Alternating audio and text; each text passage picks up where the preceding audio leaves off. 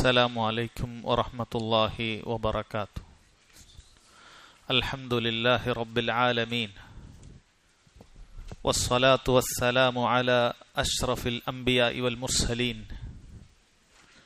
نبينا محمد وعلى آله وصحبه أجمعين. أما بعد ബഹുമാന്യരായ സഹോദരങ്ങളെ, സഹോദരിമാരെ, പ്രിയപ്പെട്ട വിദ്യാർത്ഥിനികളെ, ബുലൂഗുൽ മറാമിൽ നമ്മൾ കഴിഞ്ഞ ആഴ്ച മുതൽ ആരംഭിച്ച അധ്യായത്തിൻ്റെ പേര് കിതാബുൽ ജാമിഇലെ ബാബു തർഹീബി മിൻ മസാവിഇൽ അഖ്ലാഖ്, മോശം സ്വഭാവ ഗുണങ്ങളിൽ നിന്നുമുള്ള താക്കീതുകൾ ഉൾക്കൊള്ളിച്ചുകൊണ്ടുള്ള ഹദീസുകളുടെ പഠനമാണ്. കഴിഞ്ഞ ക്ലാസ്സിൽ 5ഓളം ഹദീസുകൾ നമ്മൾ മനസ്സിലാക്കിയിട്ടുണ്ട്. ഒരു മുസ്ലിമിൻ്റെ ജീവിതത്തിൽ ഒരിക്കലും ഉണ്ടായിരിക്കാൻ പാടില്ലാത്തതായ മോശം സ്വഭാവങ്ങളെക്കുറിച്ചായിരുന്നു, അതിൻ്റെ താക്കീതുകളെ അറിയിക്കുന്ന ഹദീസുകളായിരുന്നു നമ്മൾ വായിച്ചത്. ഒന്നാമത് നമ്മൾ അസൂയ എന്ന് പറയുന്ന മറ്റൊരുത്തൻ്റെ നന്മകളെ ഇല്ലാതാക്കി കളയണം എന്ന ചിന്ത വെച്ച് പുലർത്തുന്ന അസൂയ എന്നതിൻ്റെ വലിയ അപകടത്തെക്കുറിച്ച് നബി സല്ലല്ലാഹു അലൈഹി വസല്ലം താക്കീത് ചെയ്തതിനെക്കുറിച്ച് നമ്മൾ മനസ്സിലാക്കുകയുണ്ടായി. പിന്നീട് കോപം നമ്മൾ നിയന്ത്രിക്കേണ്ടതുണ്ട്. ഒരുവന് തൻ്റെ കോപം നിയന്ത്രിക്കുക എന്നുള്ളതാണ് മൽപ്പിടുത്തത്തിൽ എതിരാളിയെ മലർത്തിയടിക്കുന്നതിനേക്കാൾ ഒരുത്തന് ആവശ്യമായിട്ടുള്ളത്, അല്ലെങ്കിൽ അതിനേക്കാൾ ശ്രമകരമായിട്ടുള്ളത് എന്ന് നബി സല്ലല്ലാഹു അലൈഹി വസല്ലം അറിയിച്ചു എന്ന ഹദീസും നമ്മൾ മനസ്സിലാക്കിയിട്ടുണ്ടായിരുന്നു. അതുപോലെ തന്നെ മറ്റൊരാളുടെ ശരീരത്തിലാകട്ടെ, സമ്പത്തിലാകട്ടെ, അഭിമാനത്തിലാകട്ടെ നമ്മൾ അക്രമം കാണിക്കുക എന്ന് പറയുന്നത് പരലോകത്ത് നമുക്ക് അന്ധകാരങ്ങളാക്കി തീർക്കുന്ന, വലിയ ദുരിതം തീർക്കുന്ന കാര്യമാണ് എന്നതും നമ്മൾ ഹദീസിലൂടെ മനസ്സിലാക്കിയിട്ടുണ്ട്. അവസാനമായി നമ്മൾ കേട്ട ഹദീസ് റിയാവുമായി ബന്ധപ്പെട്ട കാര്യമാണ്. നമ്മൾ ചെയ്യുന്ന കർമ്മങ്ങൾ ബാഹ്യമായി അല്ലാഹു സുബ്ഹാനഹു വ തആലക്ക് വേണ്ടിയാണെന്ന് തോന്നുകയും എന്നാൽ യഥാർത്ഥത്തിൽ ഹൃദയത്തിൻ്റെ അന്തരങ്ങളിൽ മറ്റുള്ള ആളുകളുടെ പുകഴ്ത്തലുകൾക്ക് വേണ്ടി, പ്രശംസകൾക്ക് വേണ്ടി നമ്മൾ ചെയ്യുകയാണ് എങ്കിൽ ആ അമലുകളെല്ലാം പൊളിഞ്ഞു പോകും. റിയാ ഉള്ള, ലോകമാന്യമുള്ള കർമ്മങ്ങൾ അള്ളാഹു സ്വീകരിക്കുകയില്ല. നബി സല്ലല്ലാഹു അലൈഹി വസല്ലം നമ്മളിൽ ഏറ്റവും ഭയപ്പെട്ടിട്ടുള്ള ഒരു കാര്യം എന്ന് പറഞ്ഞത് നമ്മളങ്ങനെ അമലുകളിൽ ലോകമാന്യം വെച്ചു പുലർത്തലാണ് എന്നറിയിക്കുന്ന ഹദീസും നമ്മൾ മനസ്സിലാക്കുകയുണ്ടായി. അതിനുശേഷം സഹോദരങ്ങളെ, ഇന്നത്തെ ഒന്നാമത്തെ ഹദീസ് നമ്മളൊക്കെ ജീവിതത്തിൽ വളരെയധികം ശ്രദ്ധിക്കേണ്ട ഒരു വിഷയങ്ങൾ സംസാരിക്കുന്ന ഒരു ഹദീസാണ്. وعن أبي هريرة رضي الله عنه قال قال رسول الله صلى الله عليه وسلم آية المنافق 3 إذا حدث كذب وإذا وعد أخلف وإذا اؤتمن خان متفق عليه ولهما من حديث عبد الله بن عمرو وإذا خاصم فجر. ബുഖാരി മുസ്ലിമും ഒക്കെ ഉദ്ധരിച്ചിട്ടുള്ള സ്വഹീഹായ ഒരു ഹദീസാണ്. 2 ഹദീസുകൾ നമ്മൾ ഒരുമിച്ച് വായിച്ചിട്ടുണ്ട്. 2 റിവായത്തുകളാണ്. ഒന്നാമത്തെ റിവായത്ത് അബൂ ഹുറൈറ റളിയല്ലാഹു അൻഹു ഉദ്ധരിക്കുന്നതാണ്. അദ്ദേഹം പറഞ്ഞു, നബി സല്ലല്ലാഹു അലൈഹി വസല്ലം പറഞ്ഞിട്ടുണ്ട്, ആയത്തുൽ മുനാഫിഖി 3, മുനാഫിക്കിന്റെ അടയാളങ്ങൾ 3 ഇദാ ഹദ്ദസ കദബ്, മുനാഫിക്ക് സംസാരിച്ചാൽ കളവ് പറയും. വ ഇദാ വഅദ അഖ്ലഫ്, മുനാഫിഖ് ഒരു കാര്യം, ഒരു വഅദ് നടത്തിയാൽ, ഒരു വാഗ്ദാനം നടത്തിയാൽ അഖ്ലഫ്, ലംഘിച്ചു കളയും. വ ഇദു ഉതുമിന ഖാൻ, മുനാഫിക്കിനെ ഒരു കാര്യം വിശ്വസിച്ചേൽപ്പിച്ചാൽ അവൻ നിന്നെ വഞ്ചിക്കും. മുത്തഫഖുൻ അലൈഹി. വലഹുമ, അഥവാ ബുഖാരിക്കും മുസ്ലിമിനും മിൻ ഹദീസി അബ്ദുല്ലാഹി ഇബ്നു അംർ ഇബ്നുൽ ആസ് റളിയല്ലാഹു അൻഹുമ, അദ്ദേഹത്തിൽ നിന്നും ഇങ്ങനെ കൂടിയുണ്ട് മുനാഫിഖിന്റെ മറ്റൊരു സ്വഭാവമായിട്ട്, വഇദാ ഖാസമ ഫജർ, അവൻ തർക്കത്തിലേർപ്പെട്ടാൽ, തെറ്റിയാൽ, ഫജർ, അവൻ മോശം സ്വഭാവം കാണിക്കും, തെറി പറയും. സഹോദരങ്ങളെ, മുനാഫിഖുകളുടെ ആയത്തായി പഠിപ്പിക്കപ്പെട്ട 4 ദുർഗുണങ്ങളാണ് ഈ ഹദീസിലുള്ളത്. നബി സല്ലല്ലാഹു അലൈഹി വസല്ലം ഇത് മുനാഫിഖിന്റെ അടയാളമാണ് എന്ന് പറയുമ്പോൾ പിന്നീട് അതിൽ മറ്റൊരു താക്കീതിന്റെ ആവശ്യമില്ല, അല്ലേ? ഈ ഹദീസിൽ നിങ്ങൾ കളവ് പറയരുത് എന്ന താക്കീതില്ല, നിങ്ങൾ വാഗ്ദാനം ലംഘിക്കരുത് എന്ന താക്കീതില്ല, നിങ്ങൾ വിശ്വാസ വഞ്ചന കാണിക്കരുത് എന്ന താക്കീതില്ല, തെറ്റിയാൽ തെറി പറയരുത് എന്നുമില്ല. പക്ഷേ ഇതെല്ലാം മുനാഫിഖിന്റെ അടയാളങ്ങളിൽപ്പെട്ടതാണ് എന്ന് വളരെ കൃത്യമായി കൊടുത്തിട്ടുണ്ട്. ഒരു മുസ്ലിമിന് വളരെയധികം കരുതിയിരിക്കാൻ, ഈ സ്വഭാവങ്ങളെ തന്നിൽ ഒരിക്കലും ഉണ്ടായിരിക്കാൻ പാടില്ല എന്ന് മനസ്സിലാകാൻ അത് തന്നെ മതിയായതാണ്. കാരണം മുനാഫിക്കിന്റെ ആയത്തുകൾ എന്നാണ് പറഞ്ഞത്. ആയത്തെന്ന് പറഞ്ഞാൽ പണ്ഡിതന്മാർ പറയുന്ന ഒരു സംശയവുമില്ലാത്ത അടയാളങ്ങൾക്കാണ് ആയത്ത് എന്ന് പറയുക. ദലീൽ, ആയത്ത് എന്നൊക്കെ നമ്മൾ പറയും. ദലീൽ എന്ന് പറയുന്നത് രണ്ടിനും പോസിബിലിറ്റി ഉള്ള തെളിവുകൾക്കാണ് ദലീൽ എന്ന് പൊതുവെ പറയാറുള്ളത്. പക്ഷെ ഒരു കാര്യത്തെ ആയത്ത് എന്ന് പറഞ്ഞു കഴിഞ്ഞാൽ അത് അലാമത്തു ദലാലത്തുൻ ലാ ഇഷ്കാല ഫിഹ എന്ന് പറയും. ഒരു സംശയവുമില്ലാത്ത അടയാളത്തിനാണ് ആയ എന്ന് പറയുക. നബി സല്ലല്ലാഹു അലൈഹി വസല്ലം ആയത്തുൽ മുനാഫിഖ്, മുനാഫിഖിന്റെ അടയാളത്തിൽപ്പെട്ടതാണ് എന്നാണ് പറഞ്ഞിട്ടുള്ളത്. 3 കാര്യം പറഞ്ഞു. ശരി, ആരാണ് അൽ മുനാഫിഖ്? മുനാഫിഖ് എന്ന് പറഞ്ഞാൽ വാക്കിന്റെ അർത്ഥം എന്താണ്? ആ വാക്കിന്റെ അർത്ഥം ഹുവല്ലദീ യുബ്തിനു ശർറ വയുദ്ഹിറുൽ ഖൈർ. ഷർറ് അവൻ ബാത്തിനാക്കി വെക്കും, ഉള്ളിൽ വെക്കും, ഖൈർ പ്രകടമാക്കുകയും ചെയ്യും. അഥവാ ഒരു മുനാഫിഖിനെ നമുക്ക് ബാഹ്യമായ അവന്റെ പെരുമാറ്റത്തിലോ നടപ്പിലോ രൂപത്തിലോ ഒന്നും മനസ്സിലാക്കാൻ സാധിക്കുകയില്ല. എന്നാൽ അവന്റെ ഷർറ് ഉള്ളിലുണ്ട് താനും. ഈ പറയുന്ന സന്ദർഭങ്ങളിലൊക്കെ നിനക്ക് മുനാഫിഖിനെ മനസ്സിലാക്കാനും പറ്റുമെന്നാണ് പറയുന്നത്. അതാണ് മുനാഫിഖിന്റെ സ്വഭാവം. ഹുവല്ലദീ യുബ്തിനു ശർറ വയുദ്ഹിറുൽ ഖൈർ. ഷർറിനെ അനൊതുക്കി ഉള്ളിൽ വെക്കും, എന്നിട്ട് ബാഹ്യമായി നല്ല രൂപം അവൻ പ്രകടിപ്പിക്കും. ഈ വാക്ക് സഹോദരങ്ങളെ, അറബി ഭാഷയിൽ ഈ വാക്ക് എടുക്കപ്പെട്ടിട്ടുള്ളത് പണ്ഡിതന്മാർ പറയുന്നു വഹുവ മഖൂദു മിൻ നാഫിഖാഇ അൽ യർബൂ.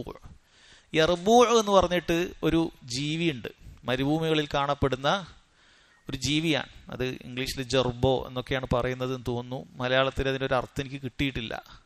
യർബൂ എന്ന് പറയുന്ന ഒരു ജീവിയുണ്ട്. ആ ജീവിയുടെ രൂപം നിങ്ങൾക്ക് മനസ്സിലാകണമെങ്കിൽ നിങ്ങൾ കങ്കാരു എന്ന് പറഞ്ഞാൽ നിങ്ങൾക്ക് അറിയാം. കങ്കാരുവിനെ നേരെ പിടിച്ച് ചെറുതാക്കി ഒരു എലിയുടെ വലിപ്പത്തിലേക്ക് കൊണ്ടുവന്നാൽ എങ്ങനെയായിരിക്കും ആ രൂപം ഉണ്ടാവുക? കാലുകൾ രണ്ടും കുറച്ച് വലുതായിരിക്കും, കൈകൾ ചെറുതായിരിക്കും, വാലുണ്ട്. അങ്ങനെയുള്ളൊരു ചെറിയൊരു ജീവിയാണ്. എലിയോട് സാദൃശ്യമുള്ള എലിവർഗത്തിൽപ്പെട്ട ഒരു ജീവിയാണ് യർബൂ എന്ന് പറയുന്നത്. ഇതിനൊരു പ്രത്യേകതയുണ്ട്. ഇത് പൊതുവെ മരുഭൂമികളിലാണ്, ചൂടുള്ള മരുഭൂമികളിലാണ് ജീവിക്കാറുള്ളത്. ഇതിന്റെ ശത്രുക്കളിൽ നിന്നും രക്ഷ തേടാൻ വേണ്ടി ഇതിന്റെ മാളത്തിലൊരു പ്രത്യേക രൂപത്തിലാണ് അത് ഉണ്ടാക്കുക. അല്ലാഹു സുബ്ഹാനഹു വ തആല അല്ലെ ഓരോ പടപ്പുകൾക്കും അതിൻ്റെതായ ചില ബുദ്ധി നൽകിയിട്ടുണ്ട്. ഇതൊക്കെ നമുക്ക് റബ്ബ് സുബ്ഹാനഹു വ തആല ഉണ്ട് എന്ന് അറിയിക്കുന്ന തെളിവുകളിൽപ്പെട്ടതാണ്. എങ്ങനെയാണ് ഇങ്ങനെ ഒരു ജീവിക്ക് ഇത്രയും വലിയ ബുദ്ധി കിട്ടിയത്? അല്ലാഹു തആല അവൻ നൽകിയതാണ്. ഈ ഒരു ജീവിയുടെ പ്രത്യേകത എന്താണെന്ന് വെച്ച് കഴിഞ്ഞാൽ അതിനൊരു മാളം ഉണ്ടാക്കി കഴിഞ്ഞാൽ, എല്ലാ ജീവികളും മാളം ഉണ്ടാക്കുന്നതാണ്, പക്ഷെ ഇതിനൊരു പ്രത്യേകത ഉണ്ട്. ഈ മാളത്തിൽ പോയി വല്ല പാമ്പോ അല്ലെങ്കിൽ അതുപോലെ വല്ലതും ഇതിനാക്രമിക്കാൻ വന്നു കഴിഞ്ഞാൽ ഇത് മാളത്തിനുള്ളിൽ നിന്നും പുറത്തേക്ക് കടക്കാൻ മറ്റൊരു തുരങ്കം അത് വേറെ ഉണ്ടാക്കിയിട്ടുണ്ടാകും. അതിലൂടെ അത് രക്ഷപ്പെടും. അത് ഇതിന് പോകാൻ മാത്രം. ആ തുരങ്കം അവൻ ഉണ്ടാക്കിയിട്ട് ഭൂമിയുടെ പ്രതലത്തിൽ അവൻ പൂർണ്ണമായി തുരങ്കം ഉണ്ടാക്കൂല. അങ്ങനെയാണെങ്കിൽ മനസ്സിലാവുമല്ലോ, പുറത്തുനിന്ന് 2 മാളം കാണുമല്ലോ. ഏതിലൂടെ വന്നാലും അവൻ പറിച്ച് അവൻ തുരന്നിട്ട് അവസാനം ഭൂമിയുടെ പ്രതലത്തിൽ ചെറിയൊരു ലെയർ ബാക്കി വെക്കും. അത് ഈ ശത്രുക്കൾ ഇതിലൂടെ വന്നാൽ രക്ഷപ്പെടുമ്പോൾ മാത്രം പൊളിച്ചിട്ട് അത് പുറത്തേക്ക് അവൻ പോവുകയുള്ളൂ. ഇതാണ് ഈ ജീവിയുടെ ഒരു പ്രത്യേകത. അൽ യർബൂ എന്ന് പറയുന്ന ജീവിയുടെ പ്രത്യേകത അതാണ്. അപ്പം അതിൻ്റെ ഈ തുരങ്കം ഇങ്ങനെയാണ്. മുനാഫിഖിന് ഇതുമായി എന്താണ് ബന്ധമുള്ളത്? സഹോദരങ്ങളെ, മുനാഫിഖിന്റെ സ്വഭാവം എന്ന് പറഞ്ഞാൽ അങ്ങനെയാണ്. അവൻ മുസ്ലിമീങ്ങളുടെ മുന്നിൽ വന്നു കഴിഞ്ഞാൽ മുസ്ലിമീങ്ങളോട് ഞാൻ നിങ്ങളുടെ കൂടെയുണ്ട് എന്ന് പറയുന്ന രൂപത്തിലുണ്ടാകും. എന്നാൽ ഇവന് കുഫറിലേക്ക് മറ്റൊരു തുരങ്കമുണ്ട്. അവൻ ആവശ്യം വന്നാൽ ആ തുരങ്കത്തിലൂടെ കുഫറിന്റെ മാർഗത്തിലേക്ക് അവൻ രക്ഷപ്പെടുകയും ചെയ്യും. അല്ലാഹു സുബ്ഹാനഹു വ തആല സൂറത്തുൽ ബഖറയിൽ അതിന്റെ ആദ്യത്തിൽ മുഅ്മിനീങ്ങളെ കുറിച്ച് പറഞ്ഞിട്ടുണ്ട്, കാഫിറുകളെ കുറിച്ച് പറഞ്ഞിട്ടുണ്ട്. പിന്നീട് ഒരുപാട് ആയത്തുകളിൽ ഏറ്റവും കൂടുതൽ താക്കീത് ചെയ്തത് മുനാഫിക്കുകളെ കുറിച്ചിട്ടാണ്. സൂറത്തുൽ ബഖറ നിങ്ങൾ അതിന്റെ ആദ്യത്തെ ആയത്തുകൾ വായിക്കണം, 3 പേജുകൾ നിങ്ങളൊന്ന് വായിച്ചു നോക്കുക. അതിൽ മുനാഫിക്കുകളെ കുറിച്ചിട്ടാണ് പിന്നീട് ധാരാളം താക്കീതുകൾ ഉള്ളത്. അല്ലാഹു തആല പറഞ്ഞു, വഇദാ ലഖുല്ലദീന ആമനു, മുനാഫിക്കുകൾ അവർ വിശ്വാസികളെ കണ്ടുമുട്ടിയാൽ ഖാലു ആമന്ന, അവർ പറയും ഞങ്ങൾ വിശ്വസിച്ചിട്ടുണ്ട്. വഇദാ ഖലൗ ഇലാ ശയാത്തീനിഹിം, അവരുടെ പിശാചുക്കളായ കൂട്ടാളികളോടൊപ്പമായാൽ, തനിച്ചായാൽ, വഇദാ ഖലൗ അവരോടൊപ്പം തനിച്ചായാൽ ഖാലു ഇന്ന മഅകും ഇന്നമാ നഹ്നു മുസ്തഹസിഊൻ, ഞങ്ങൾ നിങ്ങളോടൊപ്പം തന്നെയാണ്, ഞങ്ങൾ മുസ്ലിമീങ്ങളുടെ കൂടെ കൂടിയിട്ട് വെറുതെ അവരെ പരിഹസിക്കാനാണ്, അവരെ വഞ്ചിക്കാനും പരിഹസിക്കാനും ഒപ്പം കൂടിയതാണ്, ഞങ്ങൾ ശരിക്കും നിങ്ങളുടെ കൂടെയാണ് എന്ന് മുനാഫിക്കുകൾ പറയും. അല്ലാഹു തആല നമുക്ക് കൃത്യമായി അറിയിച്ചു തരികയാണ്. അപ്പൊ സഹോദരങ്ങളെ, അവന് 2 വാതിലുകൾ ഉള്ളതുപോലെയാണ്. ഈമാനിന്റെ ഒരു വാതിൽ അവന് ഇപ്പുറത്തുണ്ടാവും, കുഫറിന്റെ ഒരു വാതിൽ പുറകിലുണ്ടാവും.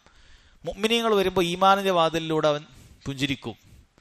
എന്നാൽ മുഅ്മിനീങ്ങളിൽ നിന്നും അകന്നാൽ, കുഫാറുകളോടൊപ്പം അവന്റെ പിശാചുക്കളായ കൂട്ടാളികളോടൊപ്പം അവൻ തനിച്ചായാൽ അവൻ കുഫറിന്റെ വാതിലിലൂടെ പുറത്തേക്ക് കിടക്കും. ഒരു തുരങ്കമാണ്. തുരങ്കത്തിനും നഫക്ക് എന്നാണ് പറയുക. ഗൾഫിലൊക്കെ ഉള്ള ആളുകൾക്ക് അറിയാം, നഫക്ക് എന്നാണ് ടണലുകൾക്ക് പറയുക. നഫക്കിന്റെ പ്രത്യേകത, ഒരു ഭാഗത്ത് നിന്ന് പ്രവേശിച്ചാൽ ആ മലയുടെ അപ്പുറത്തെ ഭാഗത്തേക്ക് നമുക്ക് എത്താൻ പറ്റും.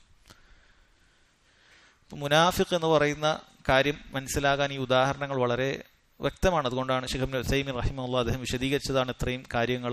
അത് നമ്മൾ പറഞ്ഞത് അതുകൊണ്ടാണ്. അപ്പൊ സഹോദരങ്ങളെ, അവർ ഇസ്ലാം പ്രകടമാക്കുകയും എന്നാൽ കുഫർ ഉള്ളിൽ ഒളിപ്പിച്ചു വെക്കുകയും ചെയ്യും. അതാണ് ശർഈയായ മുനാഫിഖ് എന്ന് പറയുന്നത്. അങ്ങനെയുള്ള മുനാഫിക്കുകൾ, കുഫർ ഉള്ളിൽ ഒളിപ്പിച്ചു വെക്കുന്ന മുനാഫിക്കുകൾ കാഫിറുകളാണ്.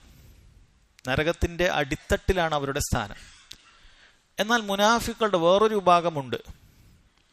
അവർ ഷർറ് ഒളിപ്പിക്കുകയും ഖൈർ പ്രകടമാക്കുകയും ചെയ്യുന്ന ആളുകളാണ്. അത് നിഫാഖുൻ അസ്ഗർ എന്ന് പറയും. ചെറിയ നിഫാഖ് എന്ന് വേണമെങ്കിൽ പറയാം, പക്ഷെ ഗൗരവമുള്ള കാര്യം തന്നെയാണ്.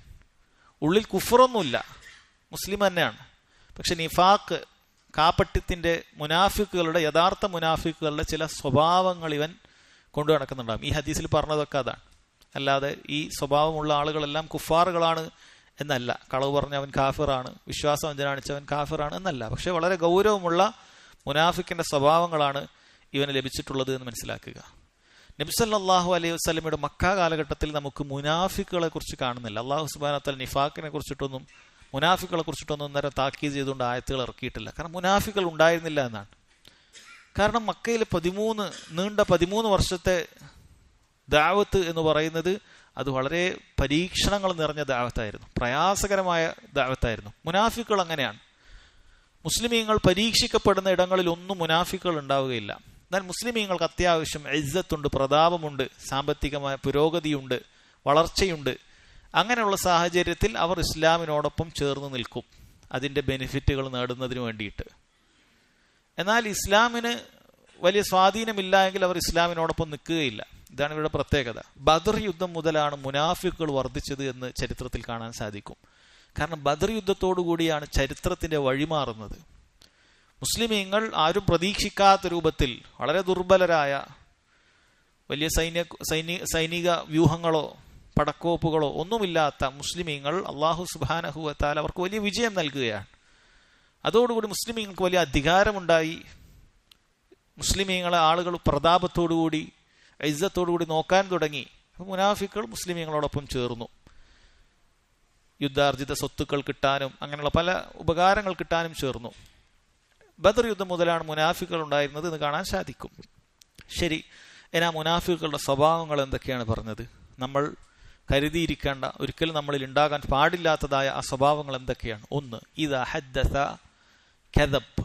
ഇദാ ഹദ്ദസ, അവൻ സംസാരിച്ചാൽ, കദബ്, ഹദ്ദസ എന്ന് പറഞ്ഞാൽ സംസാരിച്ചു എന്നാണ്. ഇദാ ഹദ്ദസ, സംസാരിച്ചാൽ, കദബ്, അവൻ കളവ് പറയും. കദബ എന്ന് പറഞ്ഞാൽ കളവ് എന്നാണ് അർത്ഥം. അതായത് സംഭവിച്ച ഒരു കാര്യമാണ് എങ്കിൽ അത് തെറ്റായ രൂപത്തിലുള്ള വിവരണം നൽകും. ഇങ്ങനെയാണ് സംഭവം, തെറ്റായിട്ടായിരിക്കും പറയുക. സംഭവിക്കാൻ പോകുന്ന ഒരു കാര്യമാണ് എങ്കിൽ ഞാൻ എന്നാൾ അങ്ങനെ ആയിരിക്കും ചെയ്യുക, ഇങ്ങനെയായിരിക്കും ചെയ്യുക എന്ന് പറയുന്നത് അവൻ ഉദ്ദേശിക്കുന്നതിന് വിരുദ്ധമായിട്ടുള്ള വാക്കുകളായിരിക്കും അവൻ പറയുക. ഇതെല്ലാം കെദബ്, കളവ് എന്നുള്ളതിൽ പെടുന്നതാണ്. വഇദാ വഅദ അഖലഫ്, രണ്ടാമതായി പറഞ്ഞത് അവൻ വല്ല വാഗ്ദാനം ഒരു ഉറപ്പും നൽകിയാൽ അഖലഫ്, അത് ലംഘിച്ചു കളയും. ഇന്നത് ഞാൻ ചെയ്തു കൊള്ളാം എന്ന് ഏറ്റെടുക്കും, അല്ലെങ്കിൽ ഇന്നത് നീ അങ്ങനെ ചെയ്തു തന്നാൽ മതി എന്ന് പറഞ്ഞൊരു വാക്ക് തരും. പക്ഷേ പിന്നീട് അത് ലംഘിക്കുന്നത് കാണാൻ സാധിക്കും. രണ്ടാമത്തെ ദുർഗുണമാണത്, വാക്കുകൾ ലംഘിക്കുക എന്നുള്ളത്.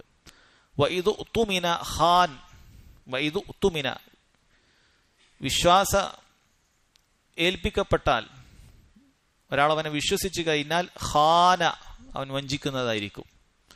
അത് ചിലപ്പോൾ ശരീരത്തിന്റെ വിഷയത്തിലാകാം, സമ്പത്തിന്റെ വിഷയത്തിലാകാം, അഭിമാനത്തിന്റെ വിഷയത്തിലാകാം.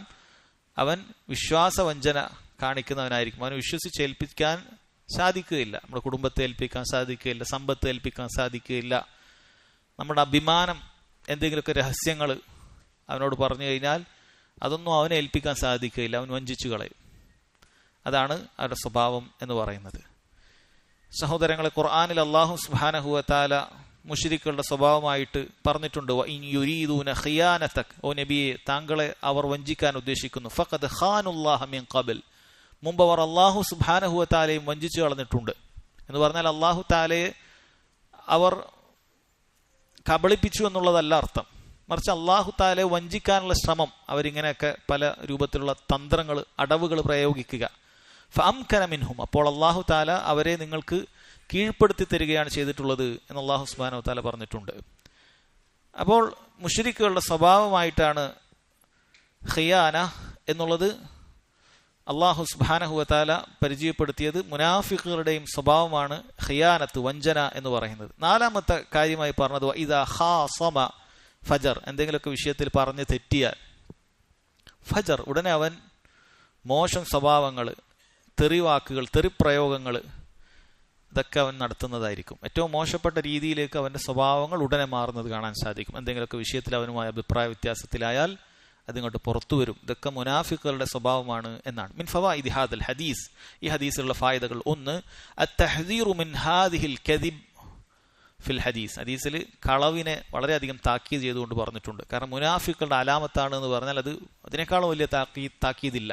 നിങ്ങൾ കളവ് പറയരുത് എന്ന് പറയുന്നതിനേക്കാളും ഗൗരവമുള്ള കാര്യമാണ്. ഇത് മുനാഫിക്കിന്റെ സ്വഭാവമാണ് എന്ന് പറഞ്ഞാൽ അത് കളവാണ്. അപ്പൊ ഹദീസിന്റെ ലാഹിർ നമുക്ക് എടുത്തു നോക്കിയാൽ ഏത് രൂപത്തിലുള്ള കളവുകളും, എന്ത് രൂപത്തിലുള്ള കളവുകളാണ് എങ്കിലും അത് പാടില്ല എന്ന് തന്നെയാണ്, ബാത്തിലാണ് എന്ന് തന്നെയാണ്. കളവ് ഇന്ന സമയത്ത് പറ്റും, ഇന്ന സമയത്ത് പറ്റില്ല, അങ്ങനെയില്ല. കളവുകൾ മുഴുവനും ബാത്തിലാണ്, പാടില്ല എന്ന് തന്നെയാണ് ഈ ഹദീസിൽ അത് വരുന്നത്. അത് എന്തെങ്കിലുമൊക്കെ തർക്ക വിഷയത്തിൽ, സ്വത്ത് തർക്കത്തിലോ എന്തെങ്കിലുമൊക്കെ വിഷയത്തിൽ തർക്കമുണ്ടാകുമ്പോൾ അപ്പോൾ കളവ് പറയാൻ അത് പാടില്ല. അവൻ അവകാശപ്പെടാത്ത കാര്യം ഇത് എൻ്റെതാണെന്ന് പറയുക കളവാണ്. അല്ലെങ്കിൽ അവൻ എന്തെങ്കിലുമൊക്കെ അവകാശം കൊടുക്കാനുണ്ടാകുമ്പോൾ അതിന് നിഷേധിച്ചു കളയുക, ഇത് നിന്റേതല്ല, ഇതൊക്കെ കളവാണ്. ഇനി അതിൽപ്പെടുന്ന കാര്യമാണ് സഹോദരങ്ങൾ, പലരും ശ്രദ്ധിക്കാതെ പോകുന്ന ഒരു കളവുണ്ട്. തമാശക്ക് വേണ്ടി ആളുകൾ കളവ് പറയും, മറ്റുള്ളവരെ ചിരിപ്പിക്കുന്നതിന് വേണ്ടിയിട്ട്. മറ്റുള്ളവരെ ചിരിപ്പിക്കുന്നതിന് വേണ്ടിയിട്ട് ഇവൻ സ്വയം ബലിയാടാകുന്ന അവസ്ഥയാണ്. ആളുകൾ ചിരിക്കും, അവനുള്ളതാണെന്ന് വിചാരിച്ച് ചിലപ്പോൾ ചിരിക്കും, പക്ഷെ ഇവൻ വലിയ തെറ്റാണ് ചെയ്യുന്നത്. നബി സല്ലല്ലാഹു അലൈഹി വസല്ലം താക്കീത് ചെയ്തിട്ടുണ്ട്, വൈലുൻ, ഒരുവന് നാശം, ലിമൻ ഹദ്ദസ ഫകദിബ്, അവൻ സംസാരിക്കുമ്പോൾ കളവ് പറയും, ലിയുദ്ഹിക ബിഹിൽ ഖൗം വൈലുൽ ലഹു സുമ്മ വൈലുൽ ലഹു, ജനങ്ങളെ ചിരിപ്പിക്കുന്നതിന് വേണ്ടിയിട്ട് അവൻ സംസാരിക്കുമ്പോൾ കുറച്ച് കളവുകളൊക്കെ അതിൽ മസാലകൾ ആഡ് ചെയ്യും, ആളുകളെ ചിരിപ്പിക്കുന്നതിന് വേണ്ടിയിട്ടാണ്. നബി സല്ലല്ലാഹു അലൈഹി വസല്ലം അവർക്ക് വൈലുണ്ട്, നാശമുണ്ട് എന്നാണ്. വൈല് എന്ന് പറഞ്ഞാൽ നരകത്തിലൊരു താഴ്വരയാണ് എന്നും ഹദീസിൽ കാണാൻ സാധിക്കും. അവർക്ക് നരകമുണ്ട്, കളവ് പറയുന്നത് നരകത്തിലേക്ക് പ്രവേശിക്കാനുള്ള കാരണത്തിൽപ്പെട്ടതാണ്, വൻ പാപത്തിൽപ്പെട്ടതാണ് എന്ന് കാണാൻ സാധിക്കും. അല്ലേ, നമ്മുടെ നാട്ടിലൊക്കെ അതിനായി ഒരു ദിവസം ആളുകൾ നിശ്ചയിച്ചിട്ടുണ്ട്. ഏപ്രിൽ ഫൂൾ എന്ന് പറഞ്ഞ ഏപ്രിലൊക്കെ ആയാൽ അതിന് ഒന്നാമത്തെ ദിവസം അത് കളവ് പറയാമെന്നാണ്. ഒരാളോട് എന്തെങ്കിലുമൊക്കെ വിളിച്ചിട്ട് അയാളെ വഞ്ചിക്കുക. ഇനി പല രൂപത്തിലെ കളവുകൾക്ക് ഇന്ന് പേരുകൾ, പ്രാങ്ക് എന്നൊക്കെ ആളുകൾ പറയും. അത് എല്ലാം കളവുകളാണ്. ഇല്ലാത്ത കാര്യങ്ങൾ വിളിച്ച് നിങ്ങൾ അങ്ങനെ ആക്കും ഇങ്ങനെ ആക്കും എന്നൊക്കെ പറയുക. ഇതൊക്കെ ആളുകൾ ഒരു ലാഘവത്തോടുകൂടി കാണാൻ തുടങ്ങിയിരിക്കുന്നു. മുസ്ലിമീങ്ങളായ ആളുകളൊക്കെ ഇത് കണ്ട് ആസ്വദിക്കുകയൊക്കെ ചെയ്യാണ്. അത് എന്തോ ഒരു നല്ലൊരു കാര്യമാണ്, ഒരു തമാശക്ക് നമുക്ക് ചിരിക്കാൻ, റിലാക്സ് ആകാൻ ഇങ്ങനെയൊക്കെ കാണാം. സഹോദരങ്ങൾ, ഒരാളൊരു തിന്മയാണ് ചെയ്യുന്നതെങ്കിൽ നമ്മളത് കാണാൻ പാടില്ല. അത് ആ നിലക്കും തെറ്റാണ്. ഇങ്ങനെയുള്ള ഈ പ്രാങ്ക് വീഡിയോസ് എന്നൊക്കെ പറഞ്ഞ് വരുന്ന കാര്യങ്ങൾ സഹോദരങ്ങളെ, അത് തെറ്റായ കാര്യങ്ങളാണ്. ആളുകളെ പറ്റിക്കുക, അങ്ങനെയുള്ള എന്തെങ്കിലുമൊക്കെ ചെയ്തിട്ട് അത് ചെയ്യാൻ പാടില്ലാത്ത കാര്യമാണ്. അങ്ങനെ ഒരിക്കലും അത് ചെയ്യാൻ പാടില്ല. കാരണം കളവ് പറയുക അത് ഏത് രൂപത്തിലാണ് എങ്കിലും നബി സല്ലല്ലാഹു അലൈഹി വസല്ലം ഇത്രയധികം ഗൗരവത്തിൽ താക്കീത് ചെയ്തിട്ടുള്ള കാര്യമാണ് എന്ന് മനസ്സിലാക്കുക. ഒരു രൂപത്തിലുള്ള കളവുകളും സഹോദരങ്ങളും നമ്മൾ ചെയ്യാൻ പാടില്ല. ഇനി അതോടൊപ്പം സാന്ദർഭികമായി പറയാം, ദീനിൽ നമ്മൾ ചില സ്ഥലത്തൊക്കെ കളവ് എന്നുള്ള വാക്ക്, കെദിബ് എന്നുള്ള വാക്ക് നമുക്ക് കാണാൻ സാധിക്കും. അത് തെറ്റ് എന്നുള്ള വാക്കിന് പ്രയോഗിച്ചിട്ടുണ്ട്. ഷറഇൽ ദീനിൽ നമുക്ക് ഹദീസിലൊക്കെ ചിലയിടത്ത് കെദിബ് എന്നുള്ള വാക്ക് അല്ലെങ്കിൽ കെദബ എന്നുള്ള വാക്ക് കളവ് പറഞ്ഞു എന്നുള്ളതിന് പകരം ഒരാൾക്ക് തെറ്റ് സംഭവിച്ചു എന്ന അർത്ഥത്തിലും ഉപയോഗിച്ചിട്ടുണ്ട്. ഒരിക്കൽ നബി സല്ലല്ലാഹു അലൈഹി വസല്ലം അബുസ്സനാബിൽ എന്ന് പറയുന്ന ഒരു സഹാബിയെ അവിടുന്ന് പറഞ്ഞു, കെദബ അബുസ്സനാബിൽ. അബുസ്സനാബിൽ അവൻ തെറ്റുപറ്റിയിരിക്കുന്നു എന്നാണ്, കളവ് പറഞ്ഞിരിക്കുന്നു എന്നുള്ളതല്ല. കാരണം ഒരാൾ മനഃപൂർവ്വം ഇല്ലാത്തത് പറയലാണ് കളവ് പറയുക. സ്വഹാബി അങ്ങനെ കളവ് പറയുന്ന ആളല്ല.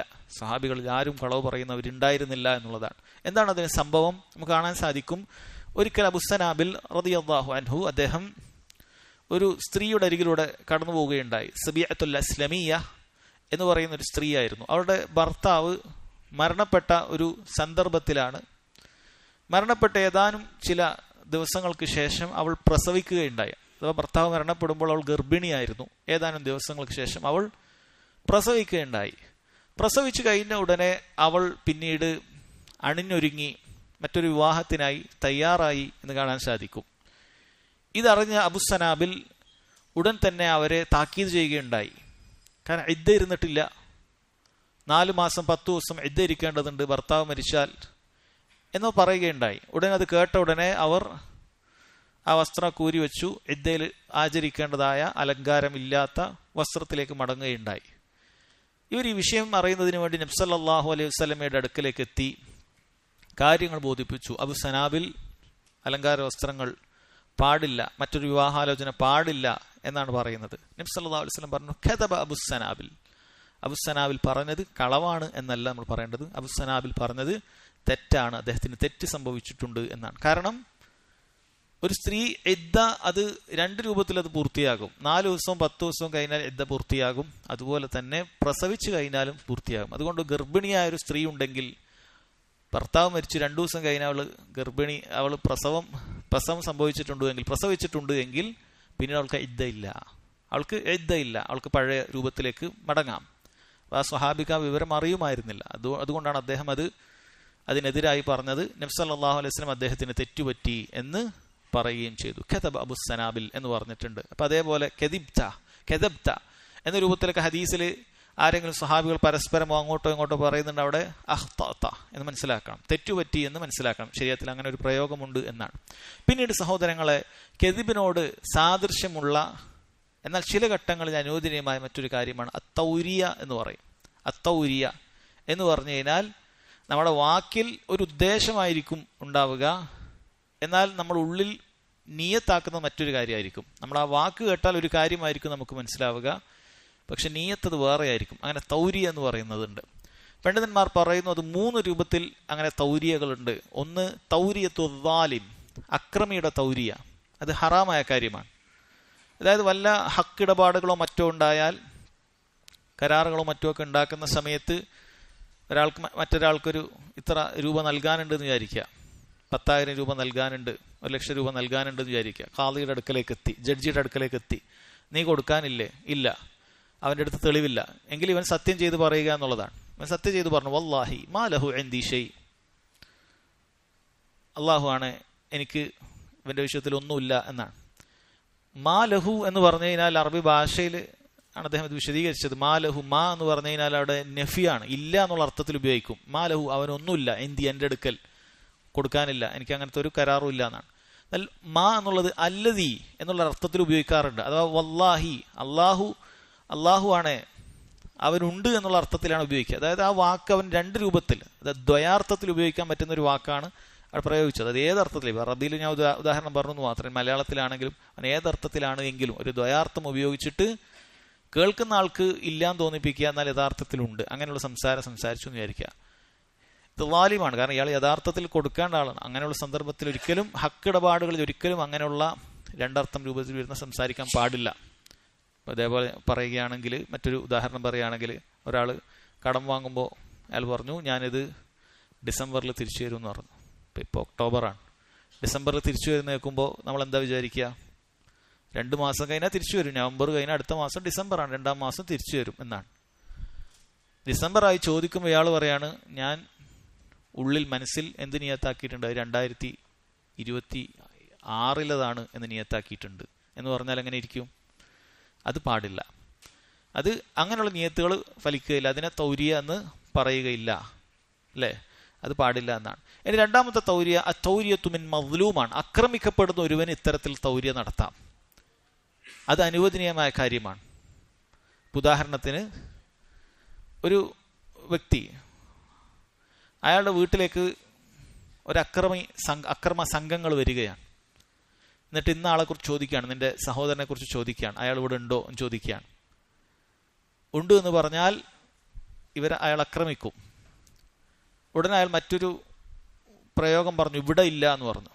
അവിടെ അയാൾ ഇവിടെ നിന്നുകൊണ്ട് ഉദ്ദേശിക്കുന്നത് അയാൾ നിൽക്കുന്ന സ്ഥലത്തില്ല, അയാൾ ചിലപ്പോൾ ഉമ്മറപ്പടിയിലായിരിക്കും ഉണ്ടാവുക, അല്ലെങ്കിൽ അയാൾ ഇവിടെ പ്രത്യേക ഒരു മുറിയാണ് ഉദ്ദേശിച്ചത്, ഇവിടെ ഇല്ല എന്ന് പറഞ്ഞു. അത് അനുവദനീയമാണ് എന്നാണ്. കാരണം അയാൾ ഉദ്ദേശിക്കുന്നത് ഈ ഒരു ഭാഗത്തില്ല, എന്നാൽ അപ്പുറത്തെ മുറിയിലുണ്ട്, അല്ലെങ്കിൽ മച്ചും പുറത്ത് ഒളിച്ചിരിക്കുന്നുണ്ട്, അത് പറയാൻ പാടില്ല.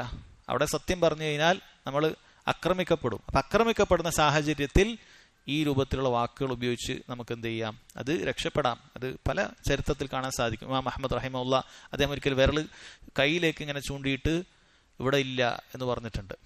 അദ്ദേഹം എവിടെ ഇല്ല എന്ന് പറഞ്ഞു, ഉദ്ദേശിച്ചത് ഇങ്ങനെയാണ്, ഇവിടെ ഇല്ല, അതായത് അപ്പുറത്തോടെ ഉണ്ട്. അത് ആക്രമിക്കപ്പെടുന്ന സാഹചര്യത്തിൽ നമുക്ക് അനുവദനീയമായ കാര്യമാണ്. അത് കളവ് എന്ന് പറയുകയില്ല, അത് അത്തൗരിയത്തു മിൻ മദ്ലൂം എന്നാണ് പറയുക. ഇനി ഇങ്ങനെ അക്രമിയോ അല്ലെങ്കിൽ ആക്രമിക്കപ്പെടുന്നവനോ അല്ലാത്ത സാഹചര്യങ്ങളിൽ അങ്ങനെ തൗരിയ പറ്റുമോ ഇല്ലേ? പണ്ഡിതന്മാർക്ക് അഭിപ്രായ വ്യത്യാസമുണ്ട്. അവർ പറഞ്ഞു ഏറ്റവും ശരിയായത് പാടില്ല എന്നുള്ളതാണ്. കാരണം നമ്മൾ അങ്ങനെ എല്ലാത്തിനും ഇങ്ങനെ ദ്വയാർത്ഥത്തിൽ പ്രയോഗിച്ചു കഴിഞ്ഞാൽ എന്ത് ചെയ്യും? അത് ആളുകൾ നമ്മൾ കള്ളം പറയുന്ന ആളാണ് എന്ന് നമ്മൾ മുദ്ര കുത്തപ്പെടാൻ സാധ്യതയുണ്ട്. അതുകൊണ്ട് അത് ചെയ്യാൻ പാടില്ല എന്നാണ് ശൈഖുൽ ഇസ്ലാം ഇബ്നു തൈമിയ റഹിമഹുല്ലാഹ് അദ്ദേഹം പറഞ്ഞു, അന്നഹു ലാ തജൂസു തൗരിയതു ഇല്ലാ ലിമദ്ലൂം ഫഖത്ത് ഫഅമ്മ ളാലിം വമൻ ലൈസ ബിളാലിം വലാ മദ്ലൂം ഫലാ. മദ്ലൂമിന് മാത്രമേ ഈ തൗരിയത്തിന്റെ ആക്രമിക്കപ്പെട്ടവന് മാത്രമേ ഈ തൗരിയത്ത് പാടുള്ളൂ. ആക്രമിക്കുന്നതായാലും പാടില്ല, അല്ലെങ്കിൽ അക്രമിയോ ആക്രമിക്കപ്പെടുന്നവനാകാത്ത സാധാരണ സാഹചര്യത്തിലും പാടില്ല. എന്നാൽ ചില പണ്ഡിതന്മാർ പറഞ്ഞു പ്രത്യേക മസ്ലഹത്ത് ഉണ്ടെങ്കിൽ അത്തരത്തിൽ തൗരിയത്ത് ഉപയോഗിക്കാമെന്നാണ്. ഉദാഹരണത്തിന്, നമ്മൾ വീട്ടിൽ കിടക്കുകയാണ്, അപ്പോൾ രാത്രി 10 മണിയായി എന്ന് വിചാരിക്കുക. അപ്പോൾ വേറൊരാൾ ഉപ്പയുടെ കൂട്ടുകാരൻ വന്ന് വിളിക്കുകയാണ്, ഉപ്പ ഉണ്ടോ എന്ന് ചോദിച്ചിട്ട്. എന്തിനാണ്? വെറുതെ പുറത്ത് എവിടെയെങ്കിലൊക്കെ പോയിരുന്ന് സംസാരിച്ച് അങ്ങനെ സമയം കളഞ്ഞ്, അങ്ങനെ 12-1 മണി വരെയൊക്കെ പുറത്ത് എവിടെയെങ്കിലൊക്കെ ഇരുന്ന് സംസാരിച്ച് സമയം കളയാൻ വേണ്ടി ഒരാൾ വരികയാണ്. അയാളെ കൂടെ പോയാൽ തിരിച്ചു വന്നാൽ ചിലപ്പോൾ നമ്മൾ രാവിലെ ഫജറിനൊന്നും എഴുന്നേൽക്കൂല, അല്ലെങ്കിൽ തഹജ്ജുദ് നിസ്കരിക്കുന്ന ആൾക്ക് അതൊന്നും കിട്ടൂല, ആ രൂപത്തിൽ ആയിപ്പോവും. അപ്പോൾ മകനോട് പറയാണ്, അയാളോട് പറയും വാപ്പ കടന്നു എന്ന് പറഞ്ഞേക്ക് എന്ന് പറയാം. വാപ്പ കടന്നിട്ട് തന്നെയാണ് ഉള്ളത്, ഉറങ്ങിയിട്ടില്ല. പക്ഷെ കിടന്നു എന്നുള്ള വാക്കിന് എന്തൊരു അർത്ഥമുണ്ട്? ഉറങ്ങി എന്നുള്ളൊരു അർത്ഥമുണ്ട്. അത് അനുവദനീയമാണ് എന്നാണ്. അങ്ങനെയുള്ള മസ്ലഹത്തിന് അനുവദനീയമാണ്. അങ്ങനെയുള്ള മസ്ലഹത്തിന് വേണ്ടി അത് അനുവദനീയമാണ്. അതല്ലാതെ സാധാരണ ഒരു മസ്ലഹത്തും ഇല്ലാതെ എല്ലാത്തിനും നമ്മൾ ഈ ദ്വയാർത്ഥം ഉപയോഗിച്ചു കഴിഞ്ഞാൽ അത് ആളുകൾ നമ്മളെ കളവാക്കും. അയാൾ ഇങ്ങനെ പറഞ്ഞാൽ നോക്കണം കേട്ടോ, അയാൾ വേറെ ഉദ്ദേശിക്കും എന്ന രൂപത്തിൽ നമ്മളൊരു സംശയിക്കപ്പെടുന്ന ആളുകളായി തീരും. അങ്ങനെ ചെയ്യേണ്ടതില്ല. അപ്പം അത് അനുവദനീയമായ കാര്യമാണ്. ഇനി ചില സമയത്ത് വാഗ്വാദങ്ങളൊക്കെ നടത്തുന്ന സമയത്ത് എതിരാളിയുടെ ആ വാദത്തിൻ്റെ ബലഹീനതയൊക്കെ ബോധ്യപ്പെടുത്തുന്നതിന് വേണ്ടി അങ്ങനെയുള്ള ചില സംസാരങ്ങളും അനുവദനീയമാണ് എന്ന് പണ്ഡിതന്മാർ പറഞ്ഞിട്ടുണ്ട്. ഇബ്രാഹിം അലൈഹി സ്വലാത്തു വസ്സലാം അദ്ദേഹം വിഗ്രഹങ്ങളെ തച്ചോടിച്ചതിന് ശേഷം ആരാണിത് ചെയ്തത് എന്ന് ചോദിച്ചപ്പോൾ ഈ വിഗ്രഹങ്ങൾക്കൊരു ഉപകാരമോ ഉപദ്രവമോ ചെയ്യാൻ സാധിക്കുകയില്ല എന്നവരെ ബോധ്യപ്പെടുത്തുന്നതിന് വേണ്ടി പറഞ്ഞു, ബൽ ഫഅലഹു കബീറുഹും ഹാദാ. ഒന്നിനെ അദ്ദേഹം ബാക്കി വെച്ചിട്ടുണ്ടായിരുന്നു, ഒരു വലുതിന്. ഇതാണ് ചെയ്തത്. അതിന്റെ മേലെ കൊടാലി തൂക്കിയിട്ട് കൊടുത്തിട്ടുണ്ടായിരുന്നു. ഈ ചെറുതിനൊക്കെ തച്ചുടച്ചത് ഇതാണ്. എന്തിനു വേണ്ടിയിട്ടായിരുന്നു? അപ്പോഴെങ്കിലും കൗമ് ചിന്തിക്കണം, ഓ ശരിയാണ്, ഇത് ഇവിടെ ഇത്രയും വിഗ്രഹം ഉണ്ടായിട്ട് അതിനൊന്നും രക്ഷപ്പെടുത്താൻ ഇയാൾക്ക് കഴിഞ്ഞിട്ടില്ല, എന്നാ പിന്നെ ഇയാളായിരിക്കും ചെയ്യേണ്ടത് അല്ലേ, അല്ലെങ്കിൽ രക്ഷപ്പെടുത്തേണ്ട ആളല്ലേ, അപ്പം അയാളാണ് ചെയ്തത് എന്ന് പറഞ്ഞാൽ അത് അവർക്ക് ചിന്തിക്കും. അപ്പം അങ്ങനെയുള്ള സാഹചര്യത്തിൽ ചില വാക്കുകൾ അങ്ങനെ പറയുന്നത് എന്തല്ല, അത് കളവാണ് എന്ന് പറയേണ്ടതില്ല എന്ന് പണ്ഡിതന്മാർ പറഞ്ഞിട്ട്. കാരണം അത് പരിഹസിക്കാനും അതുപോലെ അവരെ ബോധ്യപ്പെടുത്താനും വേണ്ടിയിട്ടാണ് എന്നാണ്. ഒന്നാമത്തെ ഫായിദ കളവുമായി ബന്ധപ്പെട്ട വിഷയങ്ങളാണെന്ന് പറഞ്ഞത്. രണ്ടാമത്തത് തഹരീമു ഇഖ്ലാഫിൽ വഅദ്, വാഗ്ദത്തം ലംഘിക്കുക എന്നുള്ളത് നിഷിദ്ധമാണ്. അത് എന്തുകൊണ്ട്? അത് മുനാഫിക്കുകളുടെ ലക്ഷണമായിട്ട് എന്ന് തന്നെയാണ് പറഞ്ഞിട്ടുള്ളത്. അത് സഹോദരങ്ങൾ, അതിലൊരു വ്യത്യാസമല്ല. ആ വാഗ്ദത്തം നമ്മൾ ലംഘിക്കുക വഴി മറ്റൊരാൾക്ക് ഉപദ്രവം ഉണ്ടാക്കുന്നതാകട്ടെ അല്ലാത്തതാകട്ടെ ഒരു രൂപത്തിലുള്ള വാഗ്ദത്തവും നമ്മൾ ലംഘിക്കാൻ പാടില്ല എന്നുള്ളത് തന്നെയാണ്. ഉദാഹരണത്തിന് അതിൽപ്പെട്ടതാണ്, നമ്മളൊരാൾക്ക് കടം കൊടുത്തു, എന്നിട്ട് നമ്മൾ പറഞ്ഞു നീ ഒരു അടുത്ത വർഷം തന്നാൽ മതി, 12 മാസത്തിന് ശേഷം തന്നാൽ മതി. ഒരു 5-6 മാസം കഴിഞ്ഞിട്ട് നമ്മൾ അയാളോട് പോയി പറയണില്ല എനിക്കിപ്പം വേണം എന്ന് നമ്മൾ പറയുകയാണ് എങ്കിൽ നമ്മളത് ദുൽമാണ് ചെയ്യുന്നത്. കാരണം നമ്മൾ ഒരു വർഷത്തേക്ക് സമയം കൊടുത്തതാണ്, പിന്നെ എന്തെങ്കിലുമൊക്കെ സംഭവിച്ച സമയത്ത് നമ്മൾ ആ വാഗ്ദത്തം ലംഘിക്കുകയാണ്. ഒരു ഉദാഹരണം പറഞ്ഞതാണ്, അത് പാടില്ലാത്ത കാര്യമാണ്. നമ്മളൊരു വാക്ക് ഒരാൾക്ക് കൊടുത്തിട്ടുണ്ട് എങ്കിൽ നമ്മൾ ആ വാക്ക് പാലിക്കണം. അതേത് വിഷയത്തിലാകട്ടെ സഹോദരങ്ങളെ, അത് പാലിക്കണം.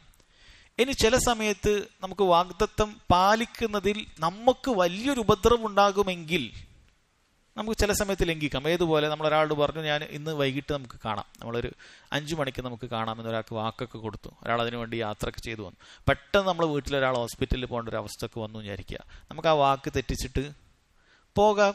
അതല്ലാതെ ഞാൻ എന്നാക്ക് വാക്ക് കൊടുത്തു, എനിക്കിന് ഇതൊന്നും നോക്കാൻ സാധിക്കൂല, വാക്ക് പാലിക്കണം എന്ന് ചെയ്യാൻ പാടില്ല. കാരണം നമ്മുടെ വീട്ടിൽ അത് വലിയൊരു ഉപദ്രവം ഉണ്ടാക്കും, സ്വന്തത്തിന് അല്ലെങ്കിൽ നമ്മുടെ കുടുംബത്തിന് വലിയ ഉപദ്രവം ഉണ്ടാക്കും. അപ്പോൾ പിന്നെ ഇന്നത്തെ സാഹചര്യത്തിൽ, ഇന്നത്തെ കാലഘട്ടത്തിൽ നമുക്കത് വിളിച്ചു പറയാനും അറിയിക്കാനും ഒക്കെ മാർഗങ്ങളുണ്ട്.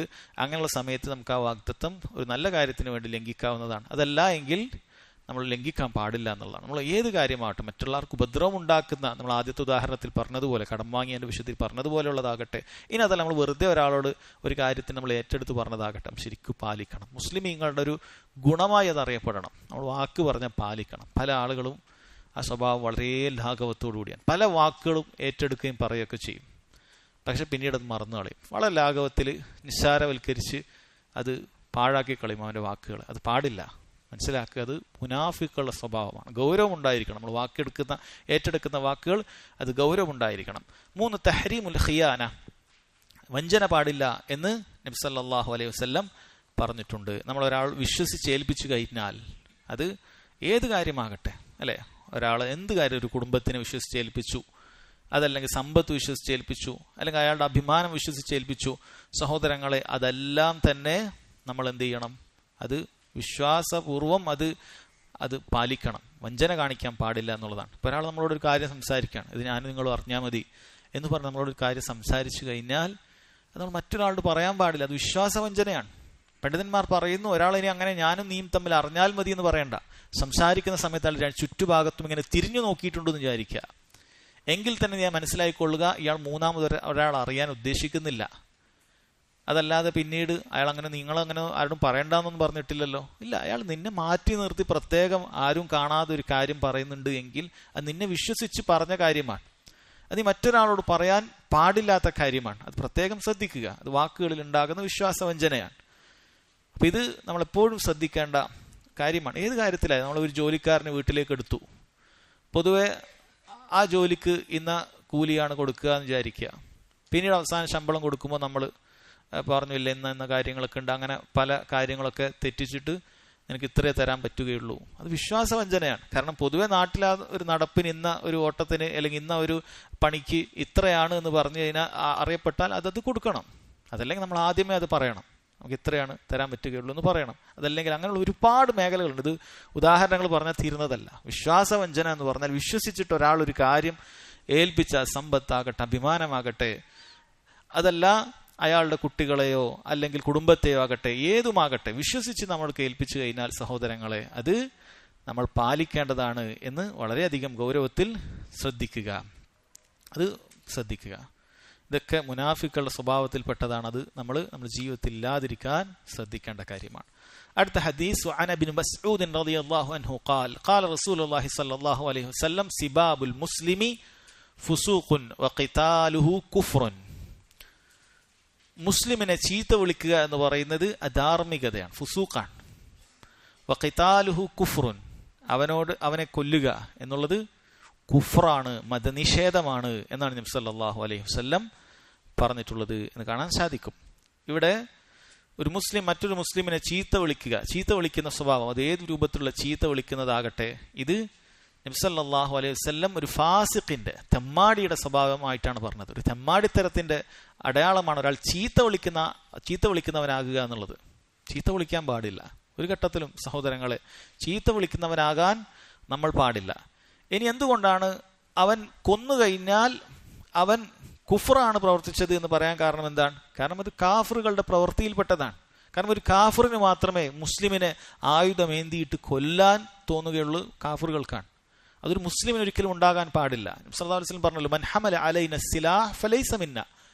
ആരെങ്കിലും മുസ്ലിമീങ്ങൾക്ക് നേരെ വാളേന്തിയാൽ, ആയുധമേന്തിയാൽ അവൻ നമ്മിൽപ്പെട്ടവനല്ല എന്ന് പറഞ്ഞിട്ടുണ്ട്. കാരണം അത് കാഫിറുകളുടെ സ്വഭാവത്തിൽപ്പെട്ടതാണ് എന്നുള്ളത് കൊണ്ടാണ്. ഈ ഹദീസിലെ ഫായിദകൾ: ഒന്ന്, ഇഹ്തിറാമു ഇർളുൽ മുസ്ലിം ഉജൂബൻ, മുസ്ലിമിന്റെ അഭിമാനം സംരക്ഷിക്കുക എന്നുള്ളത് വാജിബാണ്. കാരണം അവന് ചീത്ത വിളിക്കാൻ പാടില്ല എന്ന് പറയുന്നു.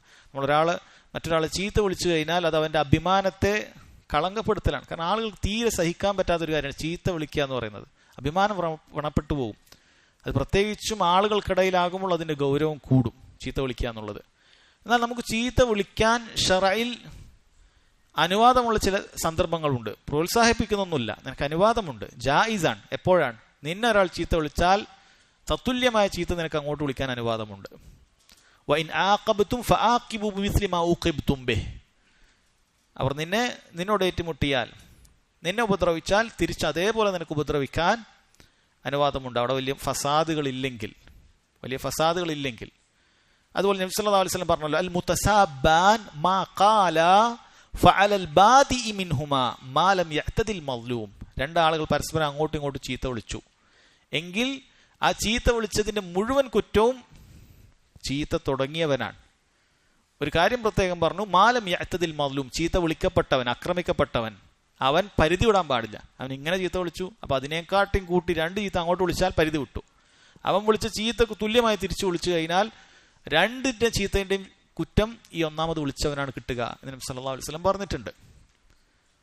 നബി സല്ലല്ലാഹു അലൈഹി വസല്ലം പറഞ്ഞിട്ടുള്ള കാര്യമാണത്. അത് നമുക്ക് പ്രോത്സാഹിപ്പിക്കുന്നില്ല. പക്ഷെ മനുഷ്യരാണ്, ചില സമയത്ത് ചീത്ത കേട്ട് കഴിഞ്ഞാൽ തിരിച്ച് അതേപോലെ പ്രതികരിക്കും. അപ്പം അങ്ങനെ പ്രതികരിക്കുകയാണെങ്കിൽ അവൻ പറഞ്ഞതിന് തുല്യമായിട്ട്, അതിനപ്പുറത്തേക്ക് പോയാൽ ഈ കാര്യമില്ല. അതേപോലെയാണെങ്കിൽ ഈ 2ന്റെ കുറ്റവും ഈ ആരംഭിച്ചവന് കിട്ടും എന്നാണ് നബി സല്ലല്ലാഹു അലൈഹി വസല്ലം പറഞ്ഞിട്ടുള്ളത്.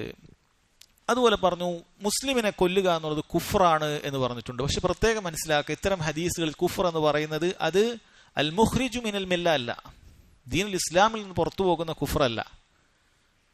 കാരണം ഇത്തരം ഹദീസുകൾ നമ്മൾ മനസ്സിലാക്കേണ്ടത് അത് ഖുർആനിലെയും ഹദീസിലെയും മറ്റു നസ്സുകളെയും കൂടി പരിഗണിച്ചിട്ടാണ്.